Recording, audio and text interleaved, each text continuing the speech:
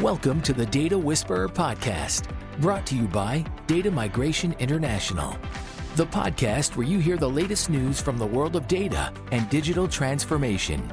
The Data Whisperer podcast is hosted by Bill Wohl, a technology industry veteran and enterprise software professional. Thanks, everyone, for joining us today as we continue our discussions about the intersection of technology and business. Today, our topic is all about the move to S/4HANA. Hello, everyone. My name is Bill Wohl, and I'm honored to be the host of this podcast series, The Data Whisperer, brought to you by Data Migration International.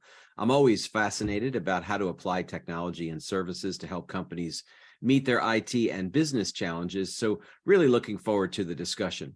As some of our audience knows, I spent 11 years of my career at enterprise software leader SAP, so I have a strong perspective on the role SAP solutions play in helping so many companies drive their business. The continuing innovation of SAP solutions leads many CIOs and their teams to be ever focused on updating their solutions and adapting their IT operations to what is today's ever-changing business environment. And that's part of our focus today. So I'm really excited to welcome to the program Uwe Grigoleit, Senior Vice President of Customer Evolution at SAP. He is the guy responsible for end-to-end solution management of SAP S/4HANA on-premise and in the cloud. SAP describes him as a solution evangelist. I love that description. What that basically means, he spends most of his time working hand in hand with SAP customers and partners. So we're lucky to welcome this 20-plus year veteran and all of his experience to the Data Whisperer podcast. Uwe, welcome to the program. Hi, Bill. Thanks for having me. So the topic today is the migration to S/4HANA. There's been a lot of discussion about this. It's not a new topic. It's a continuing topic, but let's talk about it. You know, if we look at today's SAP world, the move to S/4HANA is inevitable, right? How are customers doing on that journey? I mean, if we are looking at where we are today, I mean, we launched S/4HANA back in 2015, which is now nearly 8 years ago. So really, as you said, quite some time down the line already. When we're looking at where we are, I mean, we today have more than 20,000 customers on that solution. So we can definitely say, first and foremost, it has been successful with 20,000 customers on it. But it's also, so to say, nothing new anymore, right? We are seeing, of course, or have been seeing over the course of these years, these 8 years of rolling out S/4HANA, we've also seen a shift, right? We've seen a shift from the on-premise world to the cloud, right? Have been nicely able to report in our 2022 numbers more than 90% growth year over year in the ERP cloud business, right? So that's really demonstrating that customers are moving to the cloud. But we have also seen that with that move to the new platform, I mean, that's nothing customers are just doing to do it, right? They are not updating technology just for technology's sake, right? So, but we have been really seeing that customers are using that new platform really to support their growth, to support agility, to support resilience, which has been extremely important in the global pandemic that we went through over the past years. And these are typically outcomes that are coming out of this moves to S/4HANA at our customers.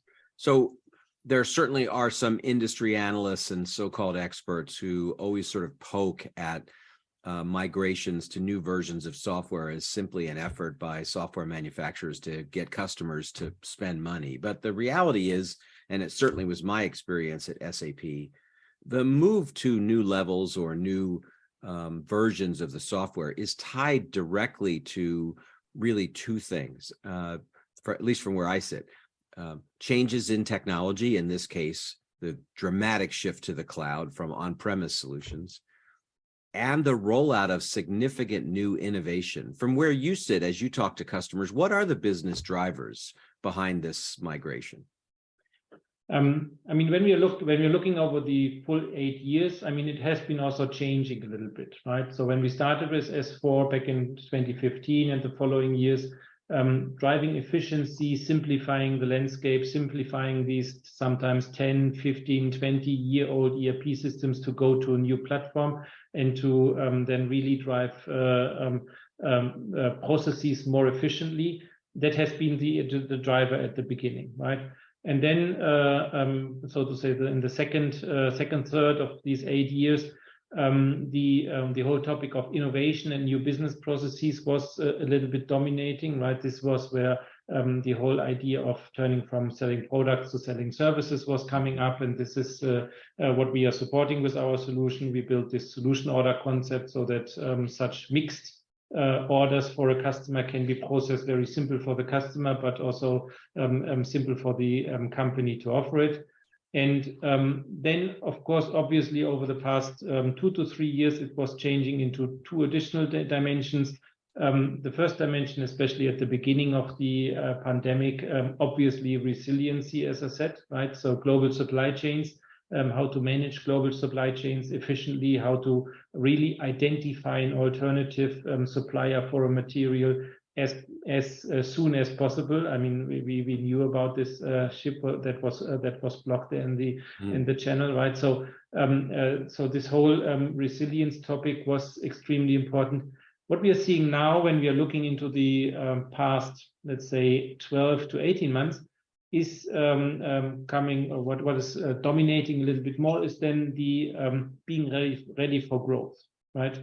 Because we have been seeing it in the economic already last year that in many areas things are getting better already. Yes, we are running into an economical and also raw material crisis. Oil prices are going up. But we are also seeing in many areas optimism, right? So this is why companies would like to have a platform to be ready for growth, to be ready to really also harvest the business potential that is evolving in a specific area. And that's a change reason that is dominating a little bit more today's, right? So that customers are saying, with the move to S4HANA, I'm not having only a more modern, more efficient, more automated platform, and so on and so forth, but I'm also having a platform that is supporting me in my growth, right? That has made me more resilient, hopefully already during the pandemic, but that will now support my growth, also maybe entering completely new markets. So obviously, if we look across the many years that people have started to make this move, some have completed it, and it's impressive to see so many companies that are on the platform. We always see among customers sort of 3 groups. There are those that have the resources and expertise to be on the leading edge of technology. They're the first movers, if you will. There's always a group that are laggards. They're way at the back, and there are a number of factors that drive that. In my experience, lack of in-house IT expertise, or they don't have the resources, or they're just so conservative they want everybody else to break the glass. And there's always that big group in the middle. Do you see it the same way? Why do companies sometimes move very slowly on these upgrade projects? I mean, for me, there are 2 main reasons to do that. I mean, one is, of course, that, I mean, ERP system is a very important system. So, touching a running system on ERP, and even for the sake to make it better, to make it more agile, to make it more dynamic, I mean, you still have to touch the processes there, right? So that is something, that is one main reason. And then another main reason for those that you mentioned in the middle, right, is then also the uncertainties regarding I have individualized, specialized my ERP over the time so much. How can I take this over? Yeah. The good thing is that I mean, as we are seeing these reasons, we have been able, of course, also over the past years to work with, especially with our partners, but also with our own consulting, to try to address exactly these concerns, and also with tools, right? So when it comes to never touch this running system, I mean, we have been really making a lot of progress with near zero downtime migrations, right? So that yes, it is a project to get the project and the system set up being done, right? No question about that, and you will never get that to zero, because it's an ERP system you're upgrading, right? But with the near zero downtime, we can then really, for mission critical ERP systems, make sure that the downtime to move over to the S4 system is really basically near zero, as the name says, right? So that you can really move over without any disruption of your running business, of course, with some efforts behind it. And that makes sense.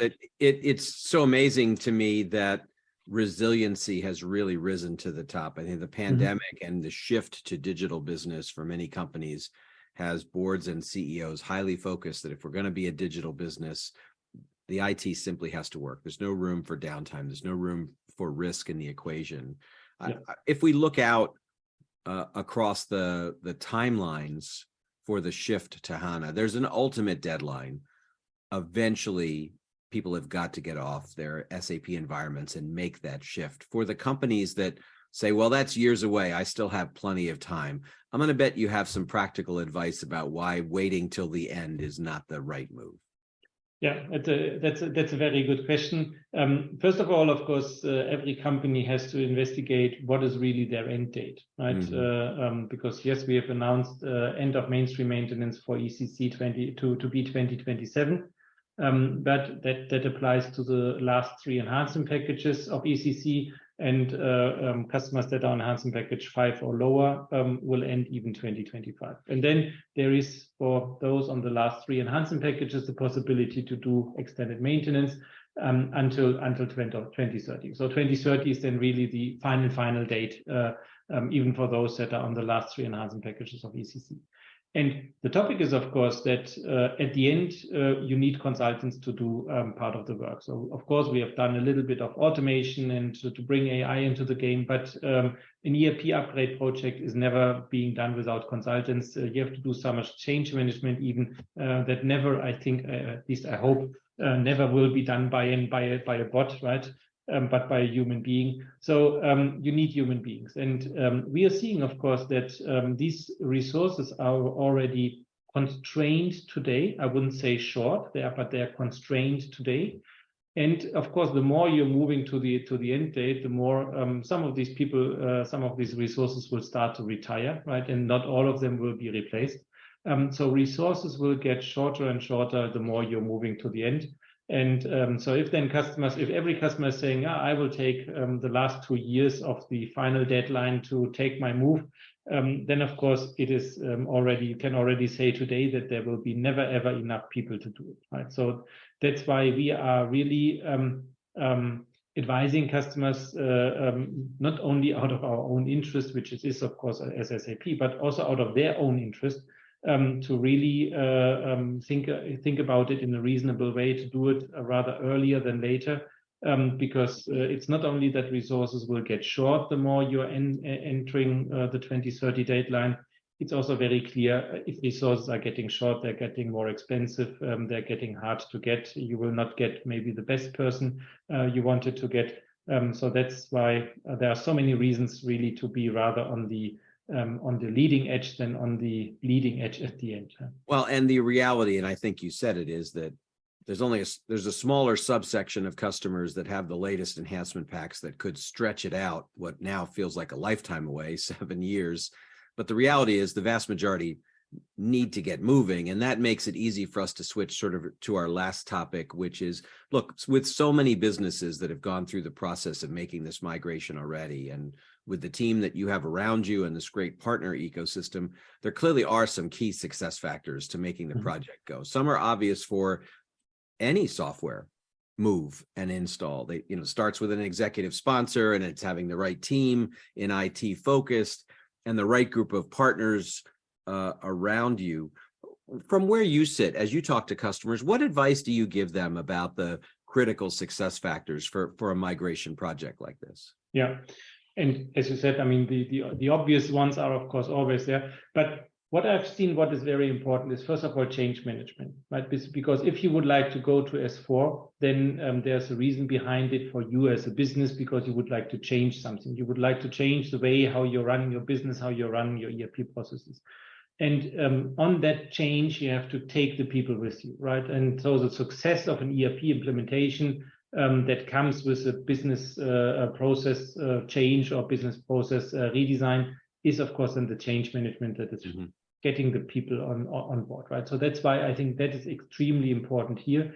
And what is very closely going along with that is then also the user involvement, right from the beginning, because the ERP system is not there for the company, it's not there for us as SAP, it's there for the users, right? And I had one CIO I talked to who was at the beginning struggling a little bit with getting the business on board. And then he told me he went out in a meeting and he said to the users, look, I'm not doing this for me. I can live with the ERP for the next year. So I'm doing it, this project really for you, to give you a tool with which you can work easier, work more analytics controlled, data controlled. And then all out of a sudden, the people were really following him and were really changing the way how they were also looking at the project, right? So that's why this change management combined with the user involvement is so important. And then what I'm always saying, ERP projects, we know it all, being in the business for quite some years or even decades already, ERP projects are taking time, right? And within a project that is taking time, it is very important to really plan for some quick wins you can realize very early already, so that the people are really feeling and seeing that things are changing, right? If you do a 2-year project and the people are looking at the end of the 2 years still at the same screen, and it looks quite similar as it has been looking the 10 years before, then nobody will be happy, right? So this really quick wins with some innovative processes, with using really the newest technology, that is really so important to get the people on board and also then to make the overall project successful. And as always, to have the concept of best practices in data management and a focus on business outcomes at the center of every IT move like this, correct? Yeah, exactly. Great. Well, it's always great, Uwe, to chat with you and gain from your experience working with customers for so many years. No doubt that the journey to S/4HANA will continue to be on the forefront of the discussions on this podcast for years to come. Uwe Grigoleit of SAP, thank you for being on the podcast today. Well, a pleasure to be there, Bill. Yeah, thank you. Thanks, everyone who has joined us today. You know, our podcast series will regularly take a look at the latest news from the world of data and digital transformation. We encourage you to join in the discussion. I encourage you to join in the discussion. We'll have details about how to engage with us on this program as we wrap up today. For everyone on the Data Whisperer podcast team and all of our friends at Data Migration International, our sponsors, I'm your host, Bill Wohl. So long and talk soon. We hope you enjoyed listening to the Data Whisperer podcast, brought to you by data experts, Data Migration International. You can find out about our business and services by visiting jivs.com. That's JIVS.com. To follow us on Twitter and LinkedIn, simply search for Data Migration International. Stay tuned for further podcasts in the Data Whisperer series from Data Migration International.